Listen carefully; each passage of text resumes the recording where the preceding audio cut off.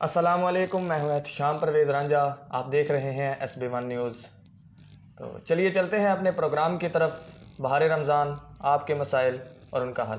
ہمارے ساتھ موجود ہیں شہر کے مشہور و معروف مذہبی اسکالر مفتی عبید الرحمان خالدی صاحب۔ جیسا کہ آپ نے کل بھی دیکھا کہ بہت سے لوگوں نے ہمیں سوال بھیجے اور مفتی صاحب نے بہت ہی عمدہ انداز میں ان کے جوابات دیے، اور آج بھی آپ اپنے سوال لائیو کال کے دوران کمنٹ سیکشن میں بھیج سکتے ہیں اور لائیو کال بھی کر سکتے ہیں۔ تو بڑھتے ہیں اپنے پروگرام کی طرف، سوال و جواب کے سیشن کی طرف۔ جی، تو کل وقت کی کمی کے باعث بہت سے لوگوں کے سوال رہ چکے تھے کہ جن کے مفتی صاحب جواب نہ دے سکے۔ آج ہم وہاں سے ہی شروع کریں گے۔ جی، بڑھتے ہیں اپنے سوال و جواب کے سیشن کی طرف۔ سب سے پہلے ہمارے ساتھ موجود ہیں ہمارے بھائی محمد زاہد یعقوب، کہ جن کا سوال ہے کہ کیا قرآن پاک کو جب ہم پڑھ رہے ہیں تو ترتیب کے بغیر اس کو پڑھ سکتے ہیں؟ مفتی صاحب، آپ قرآن و احادیث کی روشنی میں اس کو ذرا بیان کر دیں۔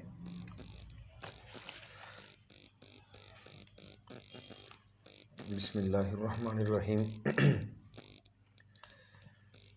احتشام بھائی، ماشاءاللہ آپ نے یہ ایک اچھا سلسلہ شروع کیا اور اس کا کل بہت سارا فائدہ ہوا ہے، اور مجھے بھی کافی لوگوں نے بعد میں بھی میرے ساتھ رابطہ کیا ہے اور یہ کہا ہے کہ آپ کی اس کاوش کو سراہا گیا ہے۔ تو سب سے پہلے رمضان المبارک کی ہی تھوڑی سی بات ہم کر لیتے ہیں کہ کل بھی اس بات کا ذکر کیا جاتا رہا۔ ایک دفعہ پھر ہم اس بات کو دہرا دیں کہ یہ ایک ایسا برکتوں والا مہینہ ہے کہ رحمت دو عالم صلی اللہ علیہ وآلہ وسلم کا ارشاد ہے، آپ نے فرمایا کہ وہ شخص بدبخت ہے کہ جس کی زندگی میں رمضان آیا اور اس نے رمضان المبارک میں محنت کر کے اللہ سے مغفرت حاصل نہ کر لی۔ تو اللہ کے نبی صلی اللہ علیہ وسلم نے اس پر ہمیں لعنت کا مستحق قرار دیا، اس بدبخت کہا ہے اس شخص کو۔ تو اس لیے ہمیں ان بدبخت لوگوں میں شامل نہیں ہونا چاہیے اور رمضان کی قدر کرنی چاہیے، اس کے ایک ایک لمحے کی قدر کرنی چاہیے۔ اب بھائی زاہد یعقوب کے سوال کی طرف بڑھتے ہیں۔ تو اس میں پہلے تو کچھ تھوڑا سا قرآن مجید کی جو انہوں نے سوال کیا اس کے ریلیٹڈ میں یہ عرض کر دوں، اس سے متعلق ہی یہ بات ہے کہ اصل میں رمضان المبارک کو ملنے والی یہ ساری برکتیں یہ قرآن ہی کی وجہ سے ہیں، کہ قرآن مجید نے جب اس قرآن کا نزول اس مہینے میں ہوا ہے، اس وجہ سے اس مہینے کو اللہ تعالیٰ نے عزتوں سے، عظمتوں سے، برکتوں سے نوازا ہے۔ یہ ساری برکتیں قرآن کی وجہ سے اس مہینے کو ملی ہیں۔ تو اس میں سب سے زیادہ کیا جانے والا کام، روزے تو اللہ کریم نے فرض کیے ہیں، اور اس کے علاوہ جو سب سے زیادہ کام ہمیں کرنا چاہیے وہ یہی ہونا چاہیے کہ ہم قرآن مجید کی ہی تلاوت کریں۔ جی بے شک، قرآن کی تلاوت کریں، جتنی زیادہ ممکن ہو سکتی ہے ہم قرآن کی تلاوت کریں۔ اگر آپ قرآن کی تلاوت میں ہی مگن رہے اور پورا مہینہ آپ نے قرآن کو ہی پڑھتے رہے، دیگر اذکار نہ کر سکے، دیگر وظائف نہ کر سکے، دعائیں نہ کر سکے، لیکن نہ کر سکنے کی وجہ سستی نہیں یا دیگر مشغولیات نہیں، مصروفیات نہیں، دعا، ذکر، وظیفہ نہ کر سکنے کی وجہ آپ کا قرآن میں انہماک، قرآن کی تلاوت، قرآن کو پڑھنا، قرآن کو سیکھنا، قرآن کو ترجمے کے ساتھ سیکھنا، اللہ کیا پیغام دے رہے ہیں اس پیغام کو سیکھنے کے لیے آپ مشغول رہے اور دیگر اذکار آپ نہ کر سکے، تو آپ یہ ذہن میں رکھیں کہ اللہ تعالیٰ جتنا دیگر مانگنے والوں کو عطا کریں گے۔ مشکات شریف میں ایک روایت آتی ہے، اللہ کے نبی نے فرمایا تلاوت قرآن اور قرآن میں منہمک اور مشغول ہو جانے والے شخص کو اللہ ان سب جتنا بن مانگے ہی عطا فرما دیں گے۔ سبحان اللہ،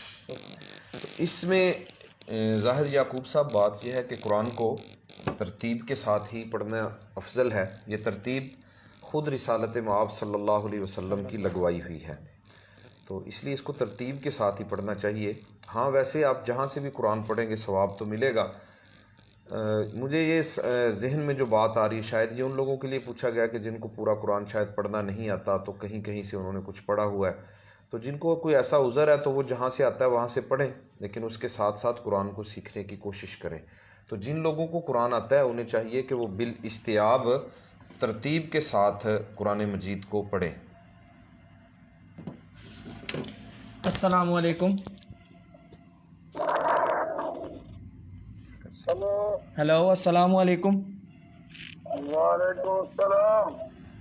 جی کون صاحب بات کر رہے ہیں، کہاں سے؟ قاری سیف اللہ بول رہا ہوں، جی جی جمل مسجد سے۔ جی جی، کیا سوال ہے آپ کا؟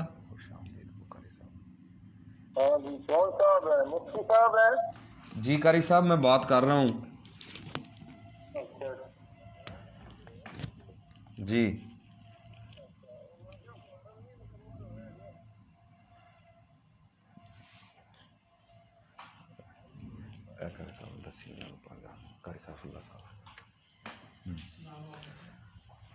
قاری سیف اللہ صاحب شہر کے معروف عالم دین ہیں، پروگرام کو سراہ رہے تھے اور وقتاً فوقتاً ہماری رہنمائی بھی کرتے رہتے ہیں۔ تو اسی پروگرام کو سراہنے کے حوالے سے ہی قاری صاحب کی کال آئی تھی، تو اس سلسلے میں یہ گزارش ہے کہ وہ جو میں عرض کر رہا تھا کہ قرآن مجید کو ترتیب کے ساتھ پڑھنا چاہیے، اس لیے کہ اس کی ترتیب یہ خود بخود نہیں لگائی گئی، یہ ترتیب رحمت دو عالم صلی اللہ علیہ وآلہ وسلم نے خود لگائی ہے، کسی بعد والے نے اس کو ترتیب نہیں دیا۔ اس لیے ترتیب بھی اس میں مقصود ہے، کیونکہ یہ خود رسالت مآب صلی اللہ علیہ وسلم نے یہ کام کروایا۔ اس لیے جس نے پورا قرآن پڑھا ہے اسے چاہیے کہ بالاستیاب پورے قرآن کو رمضان میں 1 بار 2 بار 3 بار 5 بار جتنا زیادہ ہو سکے اس کو ٹھہر ٹھہر کے آرام کے ساتھ تلاوت قرآن مجید کے لیے کچھ آداب ہیں، ان آداب کا خیال کرتے ہوئے تیزی کے ساتھ پڑھنے کا کوئی فائدہ نہیں ہوتا، جلدی جلدی بس اس کو مکمل کریں، ٹھہر ٹھہر کے آرام آرام کے ساتھ قرآن پڑھنا چاہیے۔ اور جو لوگ قرآن مجید کو پڑھنے میں دقت محسوس کرتے ہیں، اس میں رحمت دو عالم صلی اللہ علیہ وسلم کا ارشاد ہے، آپ نے فرمایا الماہر بالقرآن مع السفرۃ الکرام البررہ، جو قرآن کو مہارت کے ساتھ پڑھتا ہے وہ تو کل ان فرشتوں کے ساتھ ہوگا کہ جو اللہ کے وہ فرشتے کہ جو لکھنے والے ہیں اللہ تعالیٰ کے احکام کو، ان کے ساتھ ہوگا۔ سبحان اللہ۔ اور جو اس کو پڑھنے میں ذرا مشکل محسوس کرتا ہے والذی یتتعتع فیہ، اس میں اٹکتا ہے، کوشش کرتا ہے پھر اٹکتا ہے۔ ہمارے ہاں جو بوڑھے حضرات ہوتے ہیں، گھروں میں ہماری مائیں ہوتی ہیں، وہ پڑھنے کی کوشش کرتی ہیں، اٹکتی ہیں، تو اللہ کے رسول نے فرمایا لہو اجران، اس کو اللہ دوہرا اجر عطا فرماتے ہیں، ایک قرآن پڑھنے کا اجر اور ایک اس کو جو اس پہ تھوڑی سی مشقت آتی ہے اس کو پڑھنے میں، اس مشقت پہ بھی اللہ تعالیٰ اجر عطا فرماتے ہیں۔ سبحان اللہ۔ تو اس لیے قرآن مجید کی تلاوت کو حرز جاں بنائیے، زیادہ سے زیادہ تلاوت کلام کے ساتھ اپنے دلوں کو مزین کیجیے، اپنی زبان کو اپنے منہ کو معطر کیجیے، اور روزہ رکھ کے قرآن مجید کی تلاوت یہ بہت بڑا عمل ہے، اللہ تعالیٰ اس سے بہت زیادہ خوش ہوتے ہیں۔ تو اس لیے قرآن مجید کی تلاوت زیادہ سے زیادہ کیجیے، اور جن کو پورا قرآن آتا ہے وہ ترتیب کے ساتھ قرآن کی تلاوت کریں گے۔ جی تو آپ نے سنا کہ مفتی صاحب نے فرمایا کہ قرآن پاک کو ہمیشہ ترتیب سے ہی پڑھنا افضل ہے، کیونکہ جس کو قرآن آتا ہے وہ ترتیب سے پڑھے، اسی کی وہی افضل ہے۔ امید ہے کہ بھائی زاہد یعقوب کو اپنے سوال کا جواب مل چکا ہوگا۔ بڑھتے ہیں اپنے اگلے سوال کی طرف۔ ہمارے ساتھ موجود ہیں ہمارے بھائی خوانزادہ زیگم بلوچ صاحب، جن کا سوال ہے کہ دوران وضو یا غسل اگر ہوا خارج ہو جائے تو اس صورت میں کیا حکم ہے؟ اگر وضو کر رہا ہے اور درمیان میں ہی اگر وہ دوبارہ ایک نقض وضو کی صورت پیش آ گئی ہے تو اس کو دوبارہ پھر نئے سرے سے وضو جو ہے وہ اس کو کرنا پڑے گا۔ زیادہ فقہی اگر انداز میں آپ جائیں تو اگر اعضائے وضو ابھی گیلے ہیں اور ان سے قطرے گر رہے ہیں پانی کے، تو مسح دوبارہ کرنے سے بھی وضو ہو سکتا ہے، لیکن بہتر یہی ہے کہ اتنی چونکہ باریکی میں نہیں جا سکتے عوام الناس، تو دوبارہ جو ہے اسے نئے سرے سے وضو کو کیا جائے۔ جی تو دوبارہ نئے سرے سے وضو آپ کو کرنا پڑے گا خانزادہ زیگم بلوچ صاحب۔ ہمارے کافی بھائی ہمارے پروگرام کی کافی حوصلہ افزائی کرتے ہیں، اب ہمارے ساتھ موجود ہیں شہریار نفیس صاحب، انہوں نے فرمایا کہ ماشاءاللہ جزاک اللہ شہریار نفیس صاحب، بہت شکریہ۔ ہمارے بھائی عبد المتین گرایا صاحب، انہوں نے فرمایا ماشاءاللہ جزاک اللہ، بہت شکریہ عبد المتین گرایا صاحب۔ اب بڑھتے ہیں اپنے اگلے سوال کی طرف۔ ہمارے ساتھ موجود ہیں ہمارے بھائی عبداللہ، جن کا تعلق ہے اسکول محلہ سے۔ انہوں نے ایک بنیادی سوال پوچھا، انہوں نے کہا کہ مفتی صاحب وہ چیزیں بتا دیں کہ جن سے روزہ ٹوٹ جاتا ہے مختصراً۔ مختصراً اس میں یہ ہے، جو چیزیں مفسدات صوم ہیں، روزے کو توڑ دینے والی ہیں، ان میں یہ ہے کہ جان بوجھ کے کھانے پینے سے اور صحبت، بیوی کے ساتھ صحبت کر لینے سے، مجامعت کرنے سے روزہ ٹوٹ جاتا ہے۔ تو اگر کوئی بندہ بھول کر کھا پی لیتا ہے تو بھول کر کھانے پینے سے روزہ نہیں ٹوٹتا۔ البتہ اس میں پھر کچھ ایسی صورتیں پیش آتی ہیں کہ جو کسی خاص آدمی کو پیش آ سکتے ہیں، تو وہ مبتلا بھی کے سوال پہ ہی ان کو بتایا جا سکتا ہے۔ مثلاً کوئی آدمی جان بوجھ کے کیا کر دیتا ہے تو اس سے بھی روزہ جو ہے وہ ٹوٹ جاتا ہے۔ تو جب ویسے مختصر میں صرف اتنا ہے کہ جان بوجھ کر کھا پی لینے سے اور مجامعت کرنے سے روزہ جو ہے وہ ٹوٹ جاتا ہے۔ جی امید ہے کہ ہمارے بھائی کو اپنے سوال کا جواب مل چکا ہوگا۔ تو بڑھتے ہیں اپنے اگلے سوال کی طرف۔ ہمارے ساتھ ہمارے بھائی موجود ہیں تیمور صاحب، جن کا تعلق ہے اسکول محلہ سے۔ ان کا سوال ہے کہ مفتی صاحب غیبت اور روزے کے اندر کیا تعلق ہے، مطلب غیبت کرنے سے روزے پر کیا اثر پڑتا ہے؟ یہ بہت خوبصورت سوال کیا ہے اس بھائی نے۔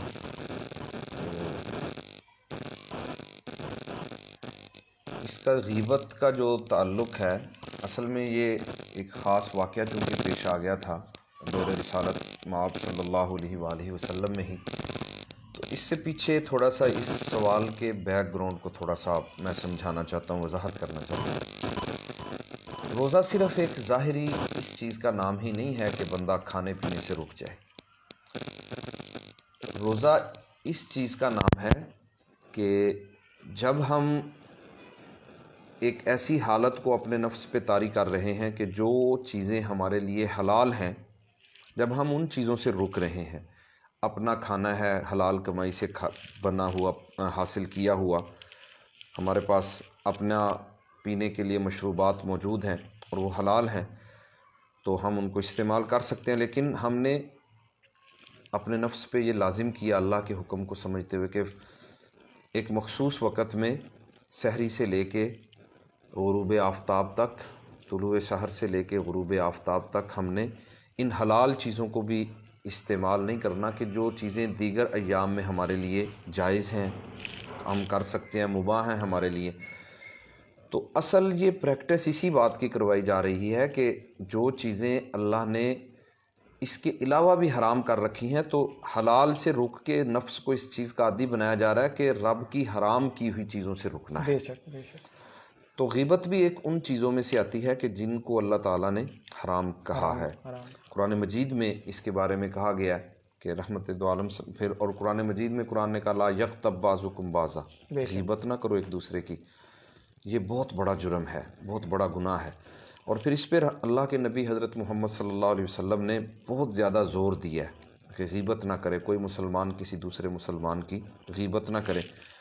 پوچھا گیا یا رسول اللہ کہ غیبت کیا ہے، آپ کس کو غیبت ارشاد فرما رہے ہیں، کیا غیبت اس چیز کا نام ہے؟ آپ نے فرمایا کسی کی برائی کا تذکرہ کرنا اس کی پیٹھ پیچھے، یا اس انداز سے اس کی جامع اس کی تعریف یہ ہے، کسی کی برائی کا اس انداز سے تذکرہ کرنا کہ جو اس کو برا لگے۔ جی جی۔ صحابہ نے عرض کی یا رسول اللہ اگر وہ برائی اس میں موجود ہو جیسے ہم کہہ رہے ہیں، واقعی وہ آدمی ایسا ہی ہو، تو پھر آپ نے فرمایا پھر ہی تو غیبت بنتی ہے۔ اگر وہ برائی اس میں موجود ہی نہ ہو تو پھر تو تم نے اس پہ بہتان لگایا ہے، یہ تو اس سے بھی بڑا جرم ہے۔ تو غیبت یہی ہے کہ کسی بندے میں کوئی برائی موجود ہو اور وہ برائی کا اس کا تذکرہ کیا جائے لوگوں میں، اللہ یہ کہ چند استثنائی صورتیں ہیں اس برائی کے تذکرے کی۔ مثلاً ایک ایسی برائی ہے کہ جس سے دوسرے لوگوں کو نقصان ہو رہا ہے تو حاکم کو اس کی شکایت کرنا، یہ، یا کوئی شاگرد ایسا کر رہا ہے اس کے استاد کو بتانا، یا بیٹا اگر کچھ ایسی حرکت کر رہا ہے باپ سے چھپ کے تو اس کی اصلاح کے لیے اس کے باپ کو خبردار کرنا، یہ چند چیزیں اس میں استثنائی ہیں۔ اس کے علاوہ جہاں یہ فوائد نہ ہوں، نہ اس کی اصلاح مقصود ہے، محض اس کو بے توقیر کرنے کے لیے اس لوگوں کے اندر اس کی برائی کا تذکرہ کر دینا، اس کو غیبت کہتے ہیں۔ تو مسلمان کے لیے جائز نہیں ہے کہ وہ اپنے کسی مسلمان بھائی کی غیبت کرے۔ اگر کوئی کسی کی برائی کا تذکرہ کرتا ہے تو ایک حدیث میں آتا ہے کہ اللہ تعالیٰ اس شخص کو جو برائی کا تذکرہ کر رہا ہے کسی دوسرے کی، اس کو موت سے پہلے اس کے اندر مبتلا کر دیں گے۔ اس لیے غیبت سے بچنا چاہیے، یہ بہت بڑا جرم ہے۔ اور اس کی جرم ہونے کو اور اس کے بہت بڑا ہونے کو، اس کے جرم کے، نبی علیہ الصلوۃ والسلام نے صلی اللہ علیہ اس کو یہ ذکر فرمایا کہ ایسے ہے کہ جیسے کوئی غیبت کرتا ہے کسی کی تو ایسے ان تأکل اللحم اخیہ میتن، کہ جو جیسے کسی نے اپنے کسی مردہ بھائی کا گوشت کھا لیا ہو، کچا چبا لیا ہو۔ اب جو سوال کیا گیا رمضان میں غیبت کے بارے میں سوال کرتے ہیں، ایک تو یہ ہوتا ہے کہ چونکہ کچھ فراغت ہوتی ہے تو روزہ رکھ کے اگر اس طرح لوگ فارغ بیٹھے آپس میں بات چیت ہو رہی ہے تو غیبت شروع ہو جائے کسی کی۔ ہماری محافل میں یہ کثرت سے بیماری پائی جاتی ہے۔ پہلے تو لوگ کہتے تھے کہ عورتیں کرتی، لیکن میں سمجھتا ہوں کہ مرد اب اس زیادہ کرتے ہیں ایک دوسرے کے بارے میں غیبت، یہ معاشرے میں بہت زیادہ پھیل رہا ہے، تو اس سے بچنا چاہیے۔ یہ ایسے ہے جیسے کسی نے مردہ بھائی کا گوشت، اپنے مرے ہوئے بھائی کا گوشت کھایا۔ دو عورتیں اللہ کے نبی کے پاس آئیں تو رحمت دو عالم صلی اللہ علیہ وسلم سے بات کی انہوں نے، تو آپ نے فرمایا کہ ایسے لگتا جیسے تم نے گوشت کھایا کچا۔ انہوں نے عرض کی یا رسول اللہ ہم تو روزے سے ہیں۔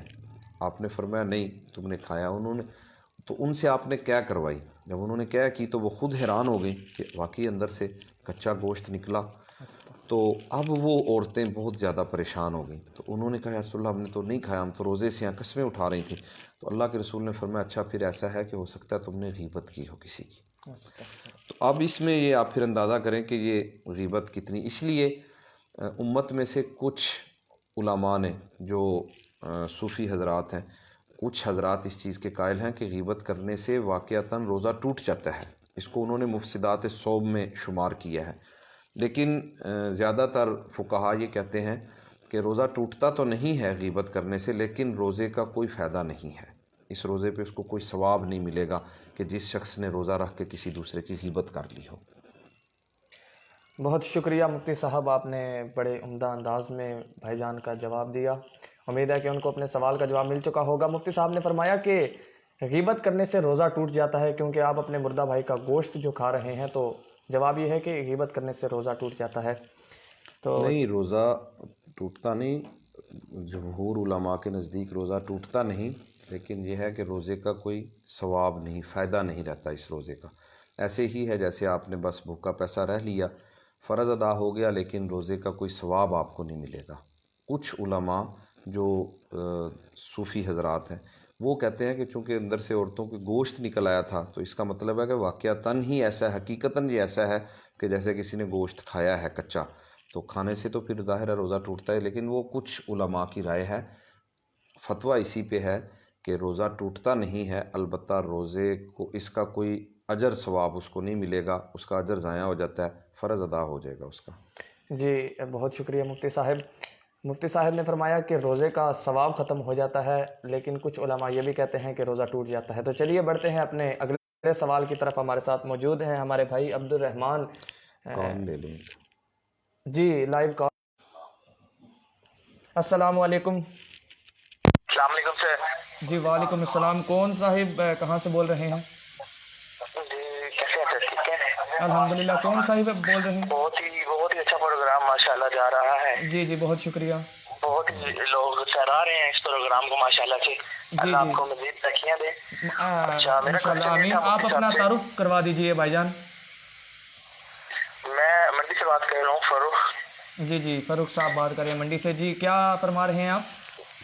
سر میرا کوشچن یہ تھا کہ رمضان میں اور غیر رمضان میں زکوٰۃ کی ادائیگی کا کیا طریقہ کار ہے؟ جی جی زکوٰۃ کی ادائیگی کا کیا طریقہ کار ہے؟ زکوٰۃ کا صحیح جو ہے وہ کیا ہے؟ جی جی کتنا مطلب دینی چاہیے، کیا اس کا طریقہ کار ہوتا ہے؟ جی ہم آپ کا سوال مفتی صاحب کی طرف منتقل کرتے ہیں. آپ پروگرام دیکھیے، آپ کو جواب مل جائے گا. ہمارے ساتھ موجود تھے ہمارے فاروق بھائی، جن کا تعلق ہے کوٹیالہ سیدہ سے. بہت سراہ رہے ہیں پروگرام کو، کہہ رہے ہیں کہ آپ کی یہ کاوش اللہ پاک قبول کرے، آپ نے بہت اچھا کام کیا. اور ان کا سوال ہے کہ رمضان اور غیر رمضان میں زکوٰۃ کا کیا معمول ہے؟ ہمارے بھائی نے بہت اچھا سوال کیا، اس لیے کہ بعض لوگوں کے ذہن میں معاشرے میں یہ بات عام ہو چکی ہے کہ لوگ زکوٰۃ جو ہے وہ رمضان المبارک میں ہی دیتے ہیں زیادہ تر. اصل میں اس کی وجہ یہ ہے کہ شاید چونکہ رمضان میں انفاق فی سبیل اللہ کا اجر بہت زیادہ ہے. 1 روپیہ خرچ کرنے پہ جہاں عام دنوں میں اللہ تعالیٰ 10 نیکیاں عطا کرتے ہیں، رمضان المبارک میں اللہ تعالیٰ 700 روپے خرچ کرنے کا ثواب عطا کرتے ہیں. اس لیے شاید لوگ زیادہ رمضان المبارک میں کرتے ہیں. لیکن انہوں نے اپنے سوال میں اس طرف سوال کرتے ہوئے اشارہ کر دیا کہ رمضان کے علاوہ جو سلسلہ ہے اس میں، تو بات اصل میں یاد رکھیں کہ زکوٰۃ کے لیے کوئی مخصوص مہینہ مقرر نہیں ہے. جی جی بے شک. یہ اصل میں ایسے ہے کہ جو آدمی صاحب نصاب ہوتا ہے اس کے لیے زکوٰۃ میں 2 شرطیں ہوتی ہیں. ایک تو یہ کہ اس کے پاس نصاب مالی طور پہ پورا ہو. مالی نصاب یہ ہے کہ 7.5 تولے سونا یا 52.5 تولے چاندی یا اتنی مالیت کا کوئی اموال، مال تجارت وغیرہ، یا اتنے پیسے اس کے پاس پڑے ہوئے ہیں، اس پہ سال گزرے. دوسرا یہ ہے کہ اس کے پاس ہو. دوسرا حصہ نصاب کا یہ ہے کہ وقت، یعنی اس پر سال گزر جائے. اگر کسی کا سال رمضان میں پورا ہو رہا ہے تو رمضان المبارک میں اس پہ زکوٰۃ فرض ہوگی. اگر کسی کا رمضان سے پہلے کسی مہینے میں ہو جاتا ہے، شعبان میں ہو جاتا ہے، کسی کا شوال میں ہوتا ہے، اس سال شوال میں اللہ تعالیٰ اس کو اتنا دے دیتے ہیں، اگلے سال شوال میں اس پہ زکوٰۃ فرض ہوگی. لیکن وہ ثواب زیادہ حاصل کرنے کی غرض سے رمضان المبارک میں پیشگی بھی زکوٰۃ ادا کر سکتا ہے، اور تھوڑا اس کو روک کے رمضان کا انتظار کر کے اس طرح بھی دی جا سکتی ہے زکوٰۃ. زکوٰۃ کا نصاب میں نے ذکر کر دیا کہ ایک تو یہ نصاب ہے کہ کس پر فرض ہے، اس کا یہ نصاب ہے جو میں نے عرض کیا ہے کہ 7.5 تولے سونا یا 52.5 تولے چاندی یا اتنی مالیت کا مال تجارت اس کے پاس ہو، یا اتنے پیسے ہوں، یا ضرورت سے زائد اتنی مالیت کا سامان اس کے ملکیت میں ہو. جی اور دوسری چیز ہے اس پہ سال گزر جائے. یہ تو ہے دینے والے کا نصاب. اب دوسری چیز ہے کہ دینی کتنی ہے، تو اس میں یہ ہے کہ 40واں حصہ. کتنا؟ جس کو عام زبان میں آج کل کہہ رہے ہیں 2.5%، یعنی 100 میں سے 2.5 روپے، 2.50، یعنی 2 روپے اور 8 آنے جو پہلے ہوتے تھے، اب تو ختم ہو گیا. 100 میں سے کتنے جی؟ 2.5 روپے. آپ اس کو اندازہ کریں کہ اس کو اس سے سمجھ سکتے ہیں آپ یہ کتنا قلیل مقدار اللہ تعالیٰ نے رکھی ہے، اور اس سے پھر ہمیں فوائد کتنے ہوتے ہیں زکوٰۃ سے. اس میں ایک فائدہ دیکھیں آپ، ایک کھیرے کے آپ کر لیں 10 حصے، ایک اس کی 10 ٹکڑے کر لیں. اب 10 ٹکڑے کر کے 9 ٹکڑے آپ کے ہیں، آپ کھائیں. آخری جو ٹکڑا ہے اس میں سے بھی 3 حصے آپ کے ہیں، اس کے ایسے کٹ کر کے اس کو چوتھا حصہ جو اس کا بنتا ہے نا، وہ چوتھا حصہ اتنا صرف زکوٰۃ ادا کرنی ہے، دینا اتنا ہے اس میں سے اللہ کی راہ میں، اس پہ سال گزر جائے.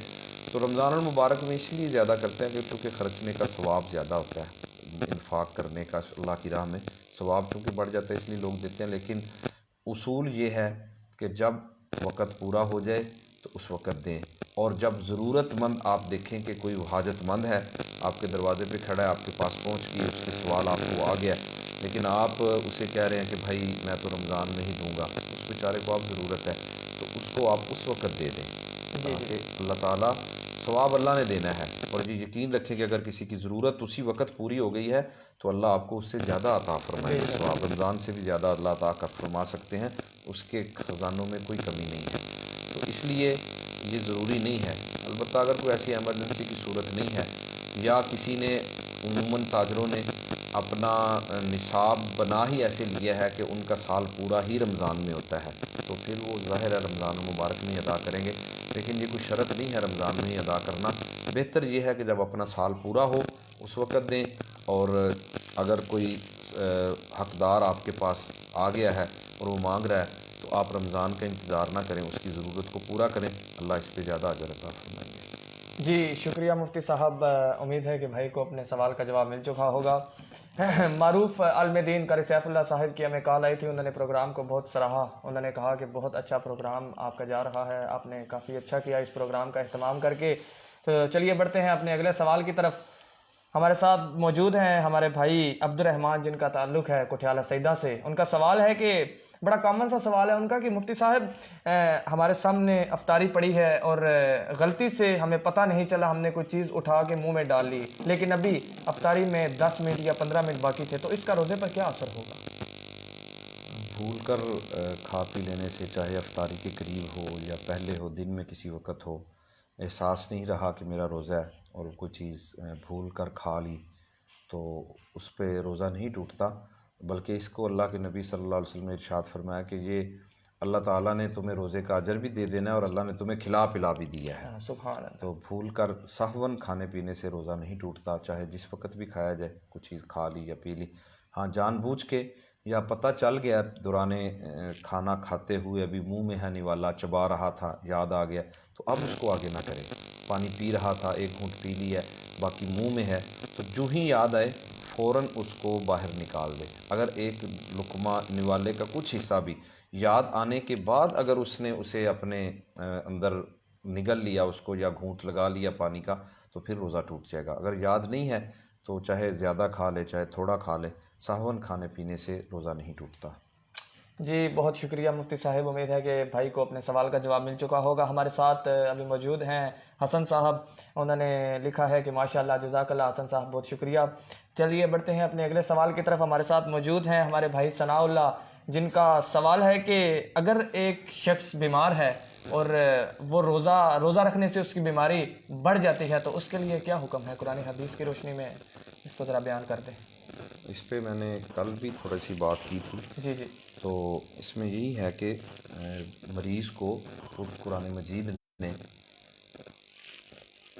اجازت دی ہے کہ مریض آدمی روزہ نہ رکھے۔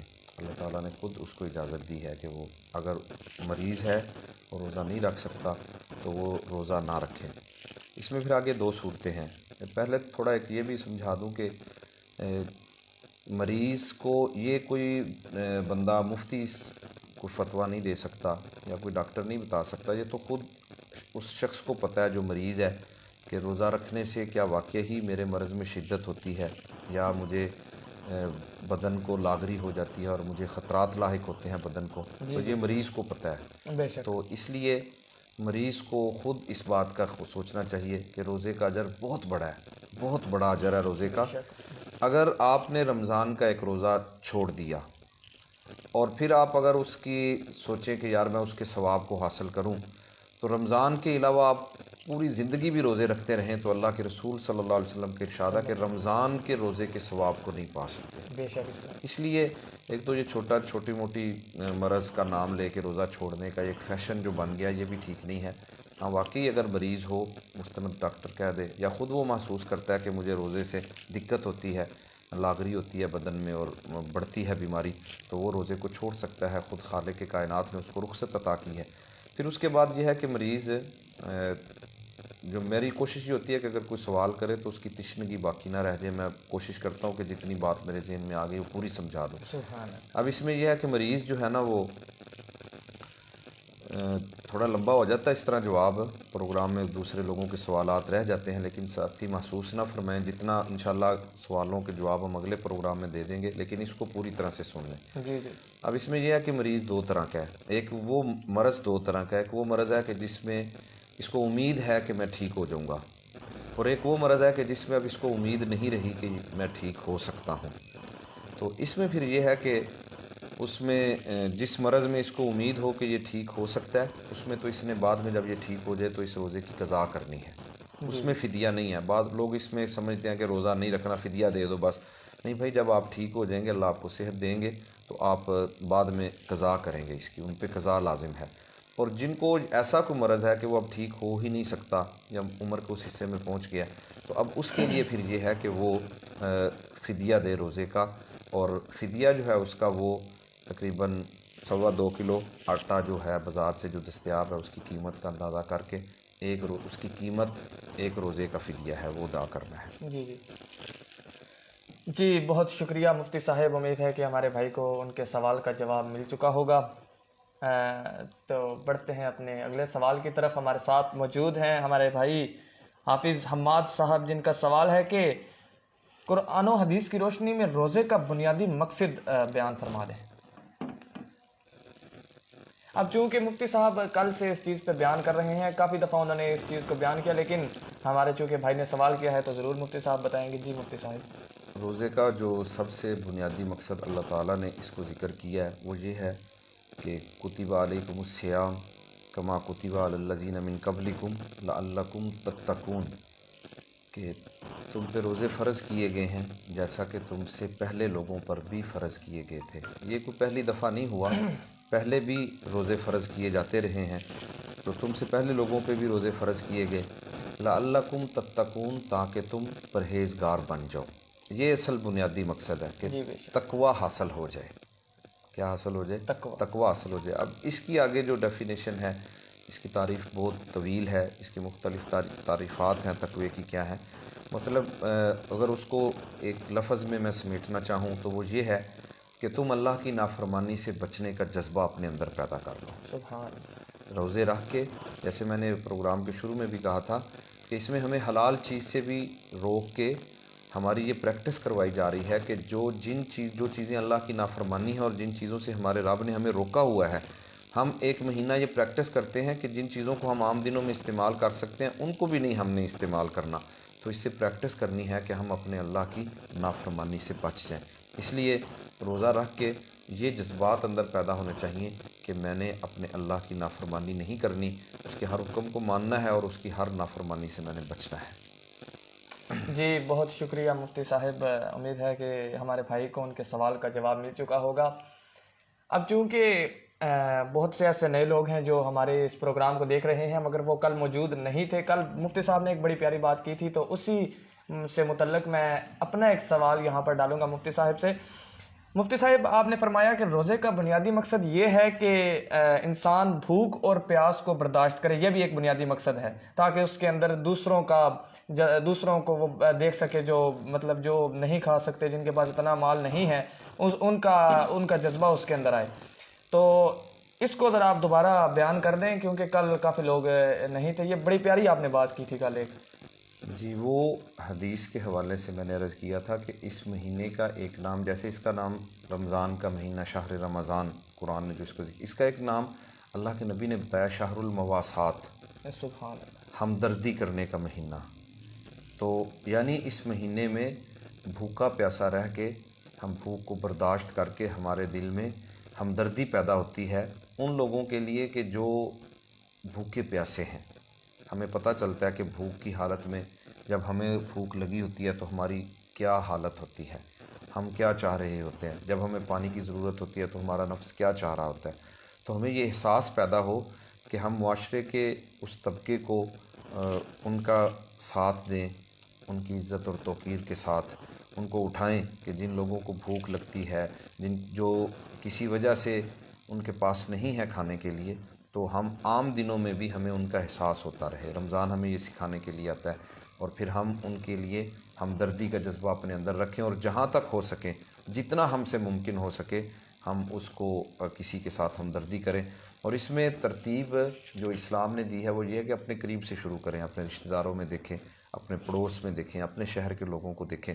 جیسے زکوٰۃ میں بھی یہی چیز ہے کہ جہاں بھی اللہ انفاق فی سبیل اللہ کو حکم دیتے ہیں تو عموماً اس میں یہی ترتیب ہوتی ہے کہ سب سے پہلے اپنے قریبی رشتہ داروں کو دیکھا جائے، ان میں کون ضرورت مند لوگ ہیں۔ یہ نہ ہو کہ قریبی رشتہ دار ضرورت مند ہوں اور آپ دوسری جگہوں پہ جا کے خرچ کر رہے ہیں۔ جی، آپ نام کے لیے جو کسی نے کوئی تنظیم بنائی ہے تو وہاں پہ اپنے نام بڑا کر رہے ہیں۔ رشتہ داروں میں لوگوں کو ضرورت ہے، آپ کے پڑوس میں لوگوں کو ضرورت ہے، اور آپ ان کے حالات سے بے خبر ہیں اور دوسری جگہوں پہ جا کے آپ جو ہے نا وہ خرچ کر رہے ہیں، تو یہ بھی ایک کوتاہی شمار ہوگی. جس کو اللہ نے مال دیا ہے اس پہ اللہ نے ایک نعمت دی ہے، تو اس نعمت کے لیے اللہ تعالیٰ نے اس پر کچھ ذمہ داریاں بھی عائد کی ہیں. جی اس ذمہ داری میں سے ایک یہ ذمہ داری بھی ہے کہ وہ مستحقین کو خود تلاش کرے اور وہ ان تک پہنچے. اور اپنے رشتہ داروں میں تو حالات کا پتہ ہی ہوتا ہے، جی جی تو بالکل. اس انداز سے کہ ان کی بے توقیری بھی نہ ہو اور ان کی توہین اہانت کا پہلو بھی اس میں نہ آئے، عزت نفس کا خیال کرتے ہوئے، ضرورت مند کی عزت نفس کا خیال کرنا یہ بھی اخلاق کا ایک بہت عمدہ کردار ہے اخلاقی طور پہ، تو اس کو بھی مد نظر رکھنا چاہیے. تو رمضان کا مہینہ ہمیں بنیادی طور پہ جو بہت سارے سبق دیتا ہے ان میں سے ایک یہ سبق بھی دیتا ہے کہ یہ ہمیں دوسرے لوگوں کی ہمدردی سکھاتا ہے. جی جی بے شک. بہت شکریہ مفتی صاحب، بہت ہی خوبصورت انداز میں مفتی صاحب نے بیان فرمایا. امید ہے کہ کافی لوگوں کے ذہنوں میں بات اتر چکی ہوگی. ہمارے ساتھ ہمارے بھائی موجود ہیں عبداللہ، انہوں نے فرمایا ہے کہ ماشاءاللہ جزاک اللہ عبداللہ بھائی، بہت شکریہ. ہمارے ساتھ ہمارے بھائی شہریار ہیں، انہوں نے لکھا ہے کہ ماشاءاللہ جزاک اللہ شہریار بھائی، بہت شکریہ. ہمارے ساتھ ہمارے بھائی ارتضیٰ ہیں، انہوں نے بہت پروگرام کو سراہا ہے. انہوں نے فرمایا کہ یہ آپ کی بہت اچھی کاوش ہے، اللہ پاک قبول کرے. بہت شکریہ ارتضیٰ صاحب، ہم تہہ دل سے آپ کے مشکور ہیں. اب ہم آج کا یہ پروگرام یہاں پر ختم کریں گے، سوال و جواب کے مرحلے کو یہاں پر روکیں گے.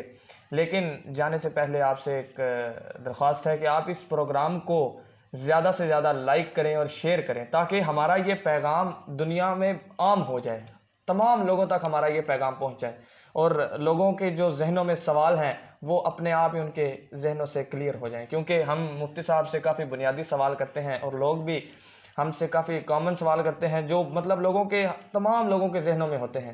تو آپ اس پروگرام کو زیادہ سے زیادہ شیئر کریں، لائک کریں تاکہ تمام دنیا میں ہمارا یہ پیغام پھیل جائے. اللہ پاک ہمارا اور آپ کا حامی و ناصر ہو. فی امان اللہ.